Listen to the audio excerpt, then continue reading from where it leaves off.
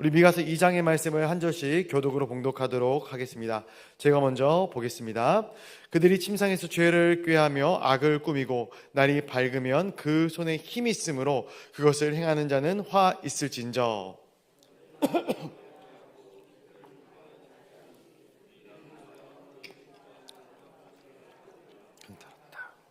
그러므로 여호와의 말씀에 내가 이 족속에게 재앙을 계획하나니 너희 목이 이에서 벗어나지 못할 것이요 또한 교만하게 다니지 못할 것이라. 이는 재앙의 때임이라 하셨느니라. 그때 너희를 조롱하는 시를 지으며 슬픈 노래를 불러 이르기를 우리가 온전히 망하게 되었도다. 그가 내 백성의 산업을 옮겨 내게서 떠나게 하시며 우리 밭을 나누어 패역한 자에게 나누어주시다. 그러므로 여호와의 회 중에서 분깃의 줄을 댈 자가 너희 중에 하나도 없으리라. 그들이 말하기를 너희는 예언하지 말라. 이것은 예언할 것이 아니거늘 욕하는 말을 그치지 아니한다 하도다. 너희 야곱의 족속아 어찌 이르기를 여호와의 영이 성급하시다 하겠느냐. 그의 행위가 이러하시다 하겠느냐. 나의 말이 정직하게 행하는 자에게 유익하지 아니하냐. 근래 내 백성의 원수같이 일어나서 전쟁을 피하여 평안히 지나가는 자들의 의복에서 겉옷을 벗기며 내 백성의 부녀들을 그들의 즐거운 집에서 쫓아내고 그들의 어린 자녀에게서 나의 영광을 영원히 빼앗는도다. 이것은 너희가 쉴 곳이 아니니 일어나 떠날지어다. 이는 그것이 이미 더러워졌으니라. 그런즉 반드시 멸하리니 그 멸망이 크리라. 사람이 만일 허망하게 행하여 거짓말로 이르기를 내가 포도주와 독주에 대하여 내게 예언하리라 할 것 같으면 그 사람이 이 백성의 선지자가 되리로다. 야곱이 내가 반드시 이스라엘의 남은 자를 모으고 그들을 한 초소에 두기를 보스라의 양떼같이 하며 초장의 양떼같이 하니 사람들이 크게 떠들 것이며. 우리 13절 말씀 한번 같이 읽도록 하겠습니다. 길을 여는 자가 그들 앞에 올라가고 그들은 길을 열어 성문에 이르러서는 그리로 나아갈 것이며 그들의 왕이 앞서가며 여호와께서는 선두로 가시리라. 아멘. 오늘도 이 새벽의 시간 하나님의 거룩한 존전으로 나와 함께 예배드리는 우리 사랑하는 성도님들을 진심으로 환영하고 축복합니다.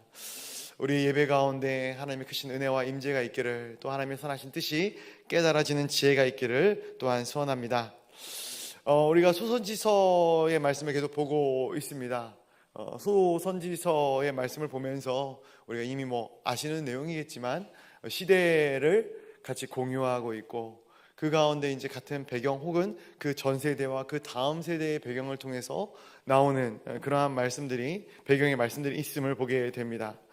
지난 요나서를 나눌 때도 한번 말씀을 드렸던 배경인데요. 이 미가서도 마찬가지입니다. 당시의 왕 여로보암 2세입니다. 그리고 이때 이스라엘은 한시적인 부흥기를 맞이하였다. 그것은 이스라엘이 강성하였기 때문이 아니라 아수르가 이스라엘을 적대하고 이스라엘을 계속 침공했던 이 아람을 한번 쳤던 적이 있고, 또 그 이후에 이스라엘을 쳐들어오려고 하였지만 아라랏이라는 나라가 이 아수르를 쳐들어옴으로 말미암아 일시적으로 후퇴를 하게 되었던 것이죠. 이것이 완전한 후퇴가 아니라 언젠가는 다시 침공할 그러한 생각을 가지고 후퇴를 했던 부분입니다. 그리고 오늘 이 본문 가운데 미가 선지자가 활동할 당시 아수르는 다시 한번 본격적으로 이 지역, 이스라엘이 있는 지역을 침공해 들어오기 시작하게 됩니다. 결국 이 미가 선지자가 활동하는 당시 살마네셀이 이끄는 이 아수르 군에 의해서 이스라엘은 멸망하게 되고요. 그리고 남유다 역시 예루살렘을 제외한 수많은 성읍들이 파괴되는 그러한 일들을 맞이하게 되는 것입니다. 결국 미가 선지자가 그 시대 가운데 외쳤던 것은 무엇인가? 확정된 심판을 이야기하고 있는 것이죠. 이제 이 시기에 와서는 더 이상 심판을 피할 길이 없습니다. 그렇다면 이 심판이 어느 날 갑자기 닥치는 것인가? 아닙니다. 지금까지 우리 계속해서 선지서, 소선지서를 보았습니다. 이 대선지서와 소선지서를 통해서 우리가 보았던 것이 무엇입니까? 끊임없는 심판과 회복의 메시지 아니겠습니까? 심판이 이를 것이다. 심판이 이를 것이다. 끊임없이 하나님의 선지자들이 말씀을 합니다. 수많은 징조들이 드러나고 있어요. 그냥 어느 날 갑자기 심판이 찾아오는 것이 아닙니다. 무엇이 문제입니까? 수많은 심판의 메시지 가운데 그들이 돌이키지 않았던 것이죠. 그들이 회개하지 않았던 것이죠. 그 모든 것들을 무시하기에 결국 심판이 어느 날 도적과도 같이 이스라엘 땅 가운데 임하게 되는 것입니다. 오늘 미가는 왜 그들이 심판을 당했는지를 너무나도 적나라하게 기록하고 있음을 보게 됩니다. 오늘 1절 말씀 한번 같이 읽어보도록 하겠습니다. 1절 말씀 같이 한번 보겠습니다. 시작. 그들이 침상에서 죄를 꾀하며 악을 꾸미고 날이 밝으면 그 손에 힘이 있으므로 그것을 행하는 자는 화 있을진저. 아멘. 자, 1절 초반절에 보니까 그들이 침상에서 죄를 꾀한다 이렇게 이야기를 합니다. 시편 1편에 보니까 의로운 자, 의인은 그 말씀을 주야로 묵상한다 이렇게 기록을 하지 않습니까? 그런데 악인들은 주야로 악을 꾀하는 것이죠. 아침에도 악을 꾀하고 점심에도 악을 꾀하고 저녁에 자기 전에 침상에서까지 악을 꾀하고 있는 것입니다. 생각 자체가 악하다라는 거예요. 그럼 이들이 꾀하는 이 악한 꾀는 무엇이겠습니까? 세속적인 가치를 내 삶 가운데 추구하는 것이죠. 어떻게 하면 더 많은 것을 내가 가질 수 있을까? 어떻게 하면 내가 더 높아질 수 있을까? 물론 많이 갖고 잘 사는 것, 높아지는 것, 이것이 다 무조건 잘못되었다라고 이야기할 수는 없을 것 같습니다. 그런데 그 과정 가운데 있는 이 행하는 이 것들이 바르지 못하다면, 내가 아무리 많은 재산을 가질지라도, 아무리 높은 권력에 앉아 있을지라도 하나님께서는 기뻐하지 않으시는 것이죠. 가난한 자들, 힘없는 자들, 그러한 자들 짓밟고 올라가는 그러한 부와 그러한 영광이 얼마나 큰 소용이 있겠습니까? 특별히 이들의 가장 큰 문제점 중에 하나는 무엇이냐면은 그 1절 중반절에 나오는데 그 손에 뭐가 있다고요? 힘이 있다. 가난한 사람들은 이 일들을 이룰 힘이 없죠. 그래서 어떻게 보면은 이 가난한 사람들이 악한 꿈을 꾸는 것, 물론 이것도 위험할 수 있겠지만 이것보다 더 위험한 것은 힘이 있는 자들이 악한 꾀를 계획하고 악한 꿈을 꾸는 것이 더 나쁘지 않은가. 힘이 있는 자들이 생각하는 이 악한 꾀들은 현실이 되어집니다. 그래서 1절 하반절에 보니까 날이 밝으면 그 손에 힘이 있으므로 그 손에 힘이 있기 때문에 그 악한 생각을 현실로 만들어낸다, 행한다 라고까지 이야기를 하는 것이죠. 그래서 이들이 어떠한 일을 행하는가, 우리 2절 말씀 한번 같이 보도록 하겠습니다. 2절 시작. 밭들을 탐하며 빼앗고 집들을 탐하여 차지하나니 그들이 남자와 그의 집과 사람과 그의 산업을 강탈. 아멘. 탐하고 빼앗고 차지하고 강탈한다 라고 2절 말씀이 기록하고 있어요. 근데 이 말씀을 보면서 이 말씀에 신뢰가 있어요. 신뢰. 어떤 것인가? 이 아합왕과 이세벨, 이들이 빼앗았던 이 나봇의 포도원, 혹시 말씀을 기억하실지 모르겠어요. 아합왕과 이사벨이 어떻게 하는가 보니까 침상에 누워서 서로 대화를 하는데 이 대화가 악해요. 이 아합은 나봇의 포도는 너무 갖고 싶어요. 그런데 나봇의 포도원을 가질 명분이 없죠. 그러니까 이세벨이 누워서 그 아합의 마음을 막 듣더니 생각을 하는 거예요. 아니, 당신은 왕인데 그것 하나 못 뺐느냐, 그것 하나 뺏을 힘이 없느냐 이야기를 하는 거예요. 그러면서 내가 악한 꾀를 내어서, 악한 관계를 내어서 그 포도원을 빼앗아 주겠다 이야기하는 것이죠. 생각만으로 그치는 것이 아닙니다. 계획을 합니다. 치밀하게 계획을 하는 거예요. 그래서 나봇에게 하나님과 왕을 못 얻겠다라는 누명을 씌워서 이 나봇을 제거하려는 계획을 세우고, 그리고 그것을 실천에 옮기게 되는 것이죠.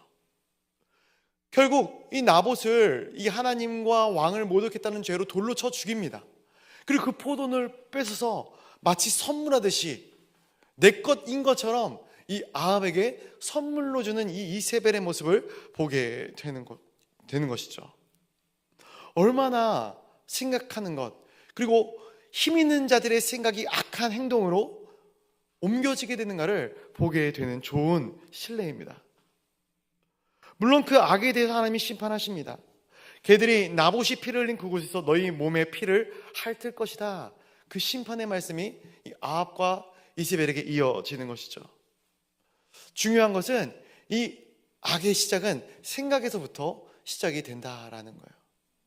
우리가 마음 가운데 두고 있는 악한 생각들, 악한 생각의 이 꾀들, 이것으로 그 악한 일들이 진행이 되어진다라는 것을 우리가 기억해야 할 것입니다. 우리 그래서 이 3절부터 5절까지의 말씀 한번 같이 읽어보도록 하겠습니다. 3절부터 5절까지의 말씀입니다. 시작. 그러므로 여호와의 말씀에 내가 이 족속에게 재앙을 계획하나니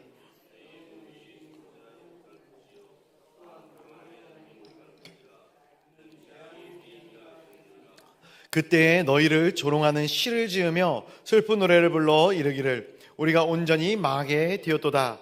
그가 내 백성의 단업을 옮겨 내게서 떠나게 하시며 우리 밭을 나누어 패역자에게 주시노다 하리니 그러므로 여호와의 회중에서 분깃의 줄을 댈 자가 너희 중에 하나도 없으리라. 아멘.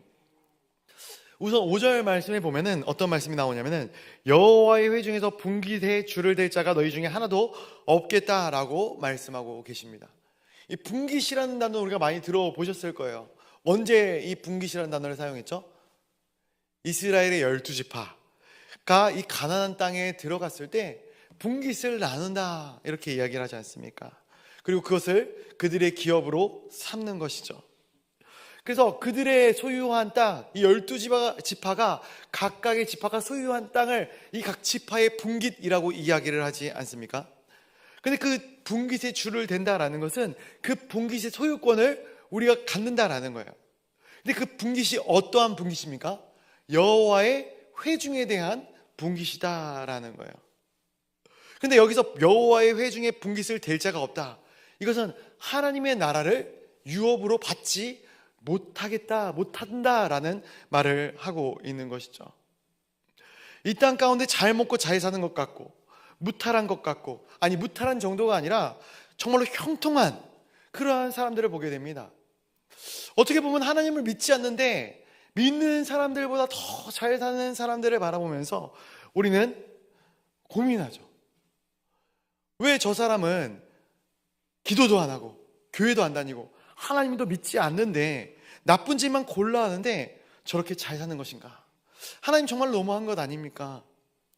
이런 이야기를 할 수 있어요. 그런데 그러한 사람들의 말로에 결국 하나님의 나라를 유업으로 받지 못한다면 그들의 이 땅의 유익함이, 이 땅의 형통함이 무슨 가치가, 소용이 있겠습니까? 근데 그럼에도 불구하고 수많은 사람들은 이 악인의 형통함을 부러워합니다. 악인이 이 땅 가운데 득세하고 잘 되는 것을 배아파합니다. 시편 73편에도 시편 기자가 이렇게 고백을 해요. 악인들이라도 항상 평안하고 재물은 더욱 불어나는도다. 이 말씀을 보니까 믿는 사람들이 너무 초라한 거예요. 내가 하나님을 믿고 의지하는데 악인들을 보니까 나의 삶의 어떠한 이 상황과 환경들이 너무 불우한 거예요.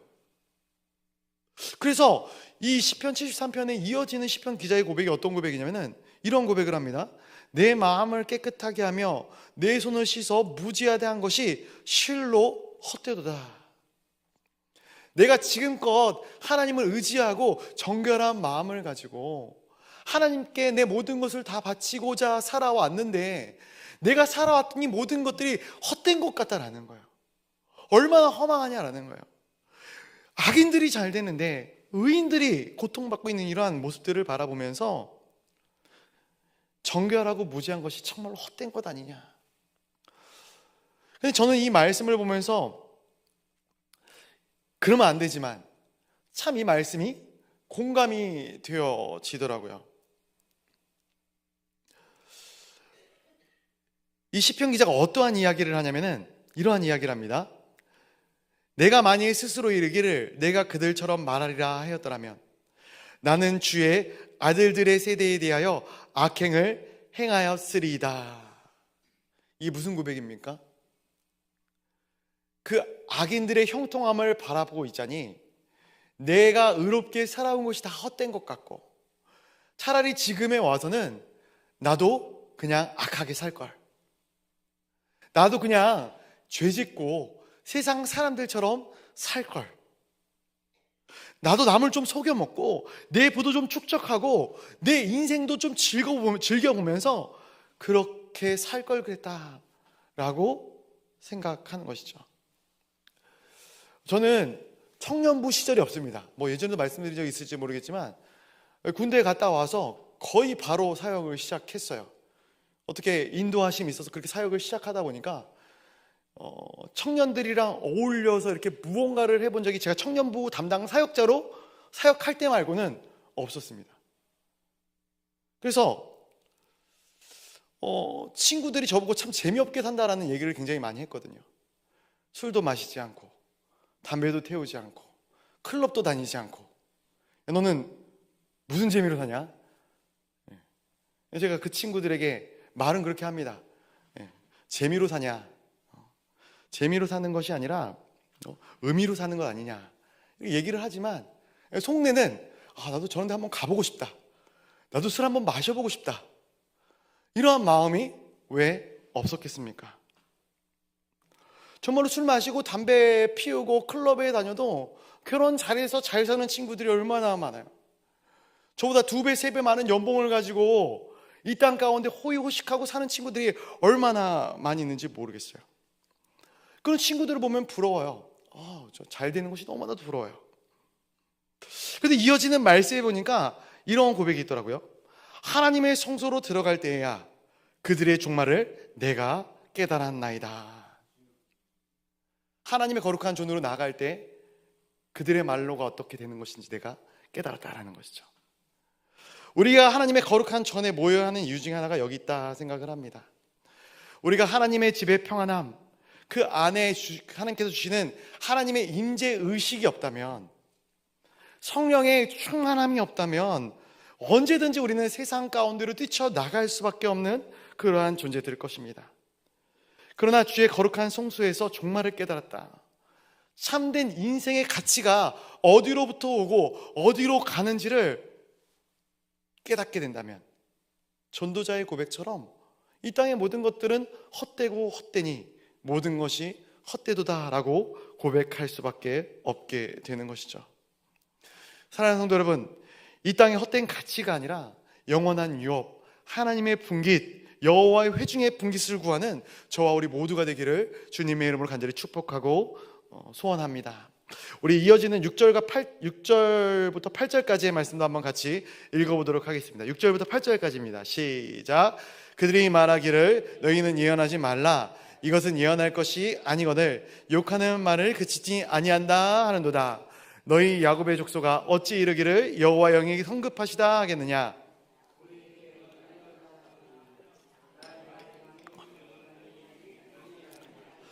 근래에 내 백성이 원수같이 일어나서 전쟁을 피하여 평안히 지나가는 자들의 의복에서 겉옷을 벗기며 내 백성의 부녀들을 그들의 즐거운 집에서 쫓아내고 그들의 어린 자녀에게서 나의 영광을 영원히 빼앗는도다. 아멘. 죄송합니다. 9절까지 봤죠? 하나님의 말씀을 듣기 싫어하는 자들이 하는, 그리고 하나님을 떠난 자들이 하는 그러한 모습이 나타나고 있습니다. 특별히 6절 말씀에 보니까 예언하지 말라, 예언할 것이 아니다, 그러면서 욕하는 말을 그치지 아니한다, 이렇게 이야기를 하고 있어요. 이것은 무엇인가? 마음에 찔리는 이야기를 너는 삼가라라는 거예요. 하지 말아라라는 거예요. 내 마음 가운데 내 양심에 가책을 주는 그러한 말, 그러한 말씀, 그러한 설교, 그것들 자제하라라는 거예요. 자중하라라는 거예요. 우리가 하나님의 말씀을 들을 때 그 말씀 가운데 우리의 삶 가운데 찔림이 있어야 될 줄로 믿습니다. 왜냐하면 말씀을 들을 때 그 말씀은 누군가를 향한 말씀이 아니라 다 나를 향한 말씀이거든요. 그러니까 제가 설교를 하면서 가장 많이 양심의 가책을 느껴야 되는 사람은 누구예요? 설교자 자신이에요. 말씀을 준비하면서도 그렇고요, 말씀을 선포하면서도 그렇고요, 이 말씀 가운데 저를 비춰봤을 때 저는 두렵고 떨리는, 항상 그런 입장에 서서 말씀을 전할 수밖에 없는 거예요.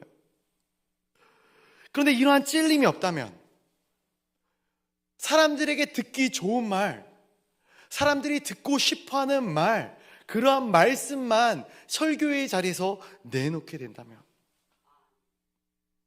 세대가 악함에도 불구하고 그 악한 세대 가운데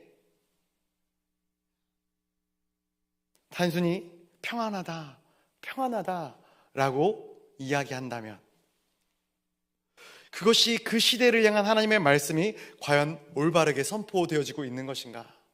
절대로 그렇지 않다. 오히려 이게 더 문제가 되게 되는 것이죠. 하나님의 선지자들이 있으나 또한 거짓 예언자들이 있었다라는 거예요. 그런데 사람들은 선지자들의 이 마음 가운데 거리끼고 찔리는 말을 듣는 것보다 거짓 예언자들이 옳다, 잘한다, 우쭈쭈 하는 그런 말들을 더 듣고 싶어하고 듣기에 좋아했다라는 거예요.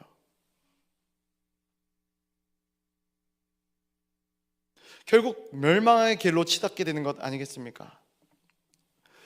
이 미가가 오늘 심판, 어떻게 보면 이 시대 가운데 이루어질 심판을 선포하고 있다 말씀을 드렸어요. 그럼 이 시대가 멸망을 하는데 가장 근본적인 이유가 무엇인가? 그건 지도자들의 타락이거든요. 특별히 종교 지도자들의 타락을 이야기합니다. 아합이 그렇게 타락했던 그 시대의 예언자들 중, 종교자들 중 다수가 거짓된 예언을 일삼았다라는 것이죠. 그곳에 어떻게 선한 것이 나겠는가? 7절을 보니까 뭐라고 이야기를 합니까? 여호와의 영이 성급하시다 하겠느냐? 그의 행위가 이러하시다 하겠느냐? 자, 이게 무슨 말씀입니까? 여호와의 영이 성급하시다 하겠느냐? 그의 행위가 이러하시다 하겠느냐? 이게 무슨 말씀이겠습니까? 이 시대에 심판이 오지 않는다라는 거예요. 어떻게 하나님이 성급하게 심판을 내릴 수 있겠느냐? 하나님은 참으시는 하나님이야, 사랑의 하나님이야. 하나님은 심판하시지 않아. 특별히 너희는 어떤 백성이야? 너희는 선민 아니냐? 선택된 백성이니까 너희는 절대로 심판받지 않아. 저는 이래서 교회 밖에 있는 사람들도 사람들이지만 교회 안에 있는 우리가 더 심판의 때에 두려워 떨어야 되는 것이 아닌가. 심판의 대상자가 이방인들이 아니에요. 크리스천들입니다. 내가 이렇게 신앙생활하고 있으니까 나에게는 심판이 먼 이야기야. 아니, 내가 심판을 당해도 당연히 천국에 갈 것이야. 절대 그렇지 않습니다. 절대 그렇지 않아요. 확실한 믿음, 예수 그리스도의 은혜, 그것이 내 안에서 식어져 버린다면 목사라 할지라도 지옥에 갈 수밖에 없는 것이 현실입니다. 그러면서 뭐라고 이야기를 하는가? 나의 말이 정직하게 행하는 자에게 유익하지 아니하냐, 이렇게 얘기를 합니다. 하나님의 말씀이 선포되어지는데 자신들의 생각으로 하나님의 뜻을 비아냥거리고 있는 이들의 모습을 보게 되는 것이죠. 우리가 종교성은 있으나 하나님의 음성에 귀를 기울이지 못한다면 우리의 신앙 가운데도, 이 교회 안에도 이러한 일들이 자행되게 되어져 있는 것이에요. 그러한 의미에서 이번 특세의 주제가, 다니엘 특세의 주제가 참 좋지 않은가 생각을 해보게 되었습니다. 내가 거기서 너와 만나고 내게 이르리라. 하나님의 거룩한 초소, 하나님의 존존에서 하나님의 말씀 가운데 귀를 기울이는 거예요. 하나님의 음성에 귀를 기울이는 것이죠. 저는 이러한 귀한 시간들이 우리 가운데 있어지기를 간절히 소원합니다. 마지막 우리 10절부터 11절까지의 말씀 한번 같이 읽어보도록 하겠습니다. 10절부터 11절입니다. 시작. 이것은 너희가 쉴 곳이 아니니 일어나 떠날지어다. 이는 그것이 이미 더러워졌음이니라. 그런즉 반드시 멸하리니 그 멸망이 크리라.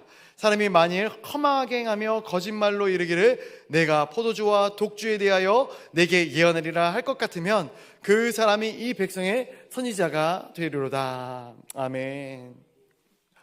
같은 맥락의 말씀을 한 번 더 하고 있습니다. 사람이 험하게 행하고 거짓말로 이르는데 뭐라고 이야기하냐면 포도주와 독주에 대하여 예언하겠다. 포도주와 독주에 대하여 예언하겠다. 사람의 마음을 시원케 하는 설교, 사람의 마음 가운데 감동을 주는 말씀. 우리 연말 되면 하나님의 말씀 카드를 뽑지 않습니까? 말씀 카드를 뽑고, 물론 다 좋은 말씀이겠지만 이 좋은 말씀, 나쁜 말씀은 솔직히 따로 있지는 않죠. 물론 이 말씀 가운데는 긍정적인 말씀이 있고 또 이 책망하는 그러한 말씀들도 있는 줄 압니다.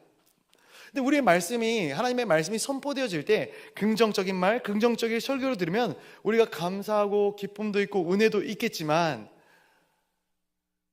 하나님의 말씀이 질책하고 또 책망하고 내 마음 가운데 이 모든 양심에 찔림을 주게 만드는 말씀이 더해질 때 우리는 더 큰 은혜와 감사와 또 하나님께 영광 올려드리는 그러한 일들을 해야 될 줄로 믿습니다. 왜냐하면 하나님은 공의의 하나님이시거든요. 죄를 미워하시는 하나님이십니다. 그 죄에 대한 하나님의 마음이 우리 안에 들어왔다라는 그 사실 하나만으로도 우리는 감사할 수 있어야 하는 것이죠. 이 시대를 향해서도 마찬가지인 것 같습니다. 시대가 악합니다. 때가 악해요. 때에 맞춰서 성도들도 이 악한 시대 가운데 악한 것을 악하다 이야기할 수 없는, 어떻게 보면은 굉장히 세상과 타협하여 사라져 나가는 우리들의 모습을 보게 됩니다. 그때에 우리의 마음 가운데, 우리의 귀 가운데 하나님의 말씀이 선포되어질 때 그 말씀이 우리의 마음을 친다면 그 말씀이 감사한 것이죠. 그러나 때로는 우리를 벌하시는 이 메시지보다 포도주와 독주같이 우리 마음을 시원케 하는 성경 구절에 우리는 밑줄을 치고 동그라미를 치고, 아, 이건 내 말씀이다 이야기하면서 그 말씀만을 집중해서 보는 우리의 모습이 있지는 않은가. 말씀 전체가 우리에게 주시는 말씀인 것이죠. 말씀을 정리하면서 맺고자 합니다. 심판은 도적같이 이를 것이다 이야기합니다. 마지막 때일수록 거짓 선지자가 우리를 넘어뜨리려고 합니다. 이것을 우리는 늘 경계해야 하는 것이죠. 어떤 것이 지혜로운가? 기름 등불을 준비한 슬기로운 다섯 처녀와 같이 하나님의 말씀 안에서 늘 영적으로 민감하게 깨어있어 하나님의 선하신 뜻을 온전히 쫓아 나가야 할 줄로 믿습니다. 오늘 이 새벽에 잘 나오셨습니다.